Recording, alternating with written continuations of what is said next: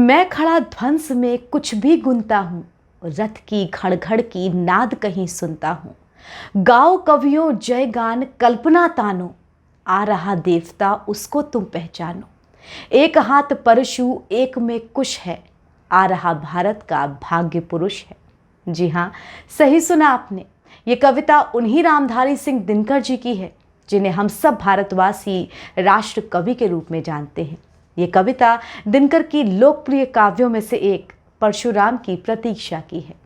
इसमें कवि भारत के भविष्य की कल्पना अपने तरीके से कर रहा है।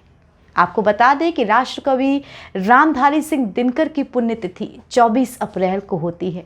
इसी दिन 1974 में वो अपना भौतिक शरीर त्याग कर अनंत की यात्रा पर निकल गए थे, लेकिन उन्होंने हमारे लिए बहुत कुछ छोड़ा।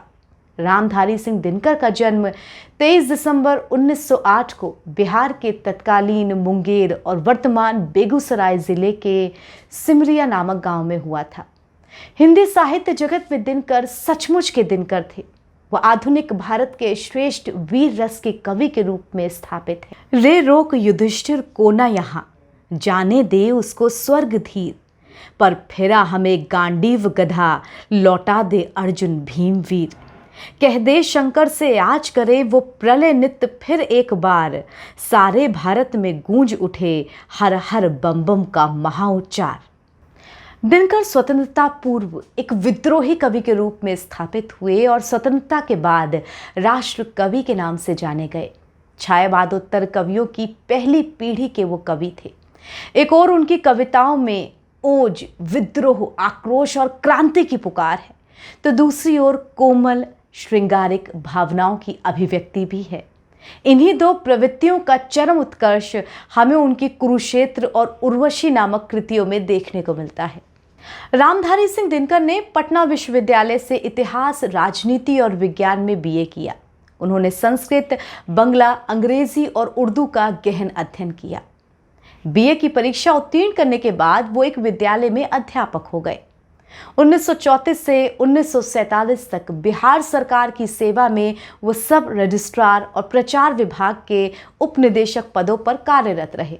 इस दौरान उनके मन में राष्ट्र के प्रति कुछ लिखने का ज्वार उमड़ा और रेणुका, हुंकार, रसवंती और द्वंद्व गीत जैसी कालजयी रचनाएं उन्होंने रची। रेणुका और हुंकार की कुछ रचनाएं यहाँ वहाँ प्रकाश में आईं और अंग्रेजी प्रशासकों को यह समझने में देर न लगी कि वो एक गलत आदमी को अपने तंत्र का अंग बना बैठे हैं और दिनकर की फाइलें तैयार होने लगी। बात बात पर कैफियत तलब होने लगी और चेतावनियां मिलती रहीं। 4 वर्ष में 22 बार उनका तबादला किया गया। खैर, इसी बीच देश आज़ाद हो गया और दिनकर 1950 में मुजफ्फरनगर के लंगट सिंह कॉलेज में हिंदी के विभागाध्यक्ष नियुक्त हो गए। इसके बाद उन्हें भागलपुर विश्वविद्यालय में उपकुलपति बनाया गया। बाद में कई वर्षों तक भारत सरकार के हिंदी सलाहकार भी वो रहे। उन्हें पद्म विभूषण की उपाधि से सम्मानित किया गया। उनकी पुस्तक संस्कृति के 4 अध्याय के लिए उन्हें साहित्य अकादमी पुरस्कार तथा उर्वशी के लिए साहित्य जगत का सर्वश्रेष्ठ पुरस्कार भारतीय ज्ञानपीठ पुरस्कार उनको प्रदान किया गया। अपनी लेखनी के माध्यम से रामधारी सिंह दिनकर हमेशा ही अमर रहेंगे। द्वापर युग की ऐतिहासिक घटना महाभारत पर आधारित उनके प्रबंध काव्य कुरुक्षेत्र को विश्व के 100 सर्वश्रेष्ठ काव्यों में से एक माना गया है। 1952 में जब भारत की प्रथम संसद का निर्माण हुआ तो उन्हें राज्यसभा का सदस्य चुना गया और वो दिल्ली रहने लगे। दिनकर 12 वर्षों तक संसद सदस्य रहे।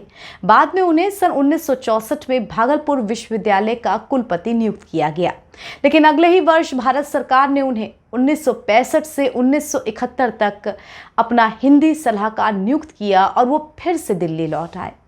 रामधारी सिंह दिनकर स्वभाव से सौम्य और मृदुभाषी थे, लेकिन जब बात देश के हित अहित की आती थी तो वो बेबाक टिप्पणी करने से भी कतराते नहीं थे।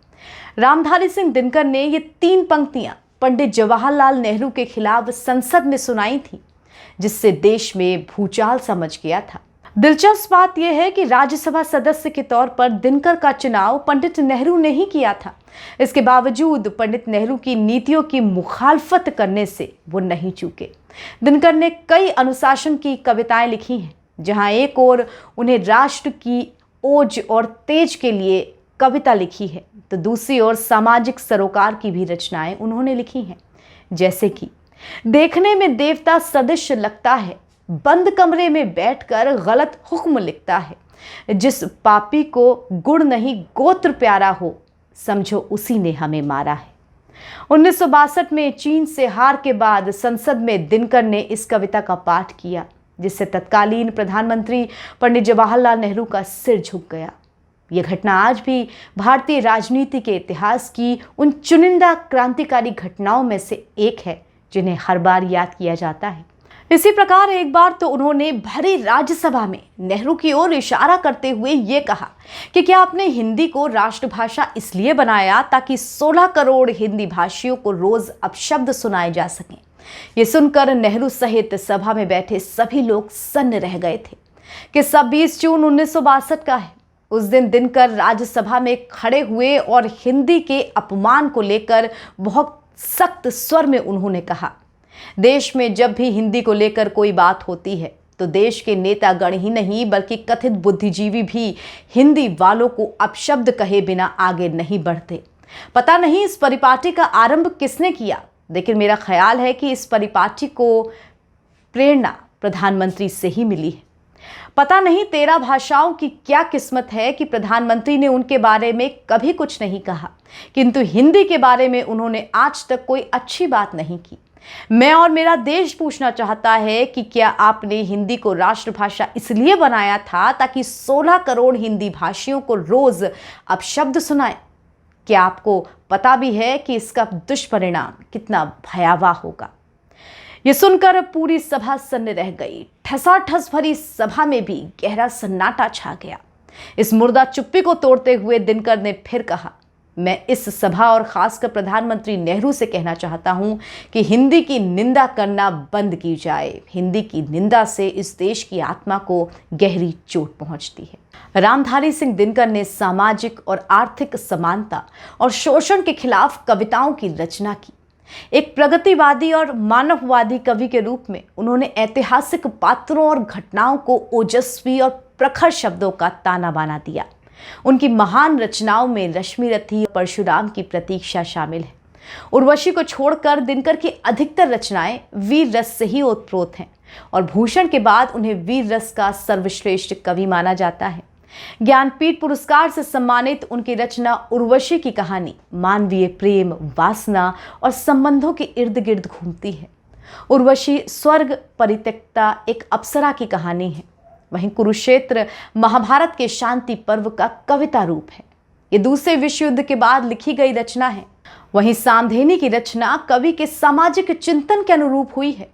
संस्कृति के 4 अध्याय में दिनकर ने कहा कि सांस्कृतिक, भाषाई और क्षेत्रीय विविधताओं के बावजूद भारत एक देश है, क्योंकि सारी विविधताओं के बाद भी हमारी सोच एक जैसी ही है। आचार्य हजारी प्रसाद द्विवेदी ने कहा था कि दिनकर जी अही हिंदी भाषियों के बीच हिंदी के सभी कवियों में सबसे ज्यादा लोकप्रिय थे और अपनी मातृभाषा से प्रेम करने वालों के प्रतीक थे। हरिवंश राय बच्चन ने कहा है कि दिनकर जी को एक नहीं बल्कि गद्य, पद्य, भाषा और हिंदी सेवा के लिए 4 अलग अलग ज्ञानपीठ पुरस्कार दिए जाने चाहिए। रामवृक्ष बेनीपुरी ने कहा कि दिनकर जी ने देश में क्रांतिकारी आंदोलन को स्वर दिया। वहीं नामवर सिंह ने कहा कि दिनकर जी अपने युग के सचमुच सूर्य थे। प्रसिद्ध साहित्यकार राजेंद्र यादव ने कहा था कि दिनकर जी की रचनाओं ने उन्हें बहुत प्रेरित किया है। वहीं प्रसिद्ध रचनाकार काशीनाथ सिंह के अनुसार दिनकर जी राष्ट्रवादी और साम्राज्य विरोधी कवि थे। क्षमा शोभती उस भुजंग को जिसके पास गरल हो, उसको क्या जो दंतहीन, विषहीन, विनीत सरल हो। ये पंक्तियां कुरुक्षेत्र से ली गई हैं। पत्थर से हो मांसपेशियां, लौहदंड भुजबल अभय, नस नस में हो लहर आग की, तभी जवानी पाती जय। ये पंक्तियां रश्मि रथी से हैं। रामधारी सिंह दिनकर को कई सारे सम्मान मिले। 1999 में भारत सरकार ने रामधारी सिंह दिनकर की स्मृति में डाक टिकट जारी किया। दिनकर को उनकी रचना कुरुक्षेत्र के लिए काशी नागरी प्रचारिणी सभा, उत्तर प्रदेश सरकार और भारत सरकार से सम्मान मिला। संस्कृति के 4 अध्याय के लिए उन्हें 1959 में साहित्य अकादमी पुरस्कार से सम्मानित किया गया। भारत के प्रथम राष्ट्रपति डॉक्टर राजेंद्र प्रसाद ने उन्हें 1959 में पद्म विभूषण से सम्मानित किया। भागलपुर विश्वविद्यालय के तत्कालीन कुलाधिपति और बिहार के राज्यपाल जाकिर हुसैन, जो बाद में भारत के राष्ट्रपति भी बने, उन्होंने उन्हें डॉक्टरेट की मानक उपाधि से सम्मानित किया। गुरु महाविद्यालय ने उन्हें विद्या वाचस्पति के लिए चुना। 1968 में राजस्थान विद्यापीठ ने उन्हें साहित्य चूड़ामणि से सम्मानित किया। वर्ष 1972 में काव्य रचना उर्वशी के लिए उन्हें ज्ञानपीठ से सम्मानित किया गया। 1952 में वो राज्यसभा के लिए चुने गए और लगातार 3 बार राज्यसभा के सदस्य रहे। 30 सितंबर 1987 को उनकी 13वीं पुण्यतिथि पर तत्कालीन राष्ट्रपति जैल सिंह ने उन्हें अपनी श्रद्धांजलि दी। 1999 में भारत सरकार ने उनकी स्मृति में डाक टिकट जारी किया। केंद्रीय सूचना और प्रसारण मंत्री प्रियरंजन दास मुंशी ने उनकी जन्म शताब्दी के अवसर पर रामधारी सिंह दिनकर व्यक्तित्व और कृतित्व पुरस्कार का विमोचन किया। उनकी जन्म शताब्दी के अवसर पर बिहार के मुख्यमंत्री नीतीश कुमार ने उनकी भव्य प्रतिमा का अनावरण किया। परशुराम की प्रतीक्षा में दिनकर ने शांति धर्मियों को धोकर रख दिया है। वो लिखते हैं, गीता में जो त्रिपिटक निकाय पढ़ते हैं, तलवार गलाकर जो तकली करते हैं, शीतल करते हैं अनल प्रबुद्ध प्रजा का, शेरों को सिखलाते हैं धर्म अजा का। और अंत में वो लिखते हैं, साधना स्वयं सोनित धार रही है, सतलज को साबरमती पुकार रही है। यह राष्ट्र की एकात्मता का बोध दिनकर अपनी कविता के माध्यम से हर समय कराते हैं। दूसरी ओर उन्होंने श्रृंगार की पराकाष्ठा की कविताएं भी लिखी हैं। एक स्त्री की पराकाष्ठा उसका मातृत्व है, इस बात को उन्होंने उर्वशी में साफ साफ लिखा है। फिर पुरुष और प्रकृति के साकार स्वरूप को उन्होंने अपनी रचना के माध्यम से प्रस्तुत करने की कोशिश की है। उर्वशी में दिनकर पुरुरवा से कहलवाते हैं, मृत मानव के विजय का तूर्य हूँ, उर्वशी अपने समय का सूर्य हूँ। अंध ताम के भाल पर पावक जलाता हूँ, बादलों शीश पर धन धन चलाता हूँ। पर न जाने बात क्या है, सिंह से बाहें मिलाकर खेल सकता है, इंद्र के आयुध पुरुष जो झेल सकता है। वंद हो जाता वहीं बंकिम नयन के वाण से, जीत लेती रूप सी नारी उसे मुस्कान से। तो दिनकर जी की पराकाष्ठा का अंदाज़ा लगाना बेहद कठिन है। उनके मनोभाव को थाहना और जानना काफ़ी मुश्किल है। सचमुच में वो एक महान कवि थे, जिनकी रचनाओं में भारत की एकात्मता का बोध होता है। सच पूछिए तो सांस्कृतिक राष्ट्रवाद के प्रणेता रामधारी सिंह दिनकर को ही माना जाना चाहिए। आज का हमारा ये प्रोग्राम झारखंड के हमारे विशेष संवाददाता गौतम चौधरी की लेखनी से है। बने रहिए NBR 24 के साथ, सत्य भी तथ्य भी।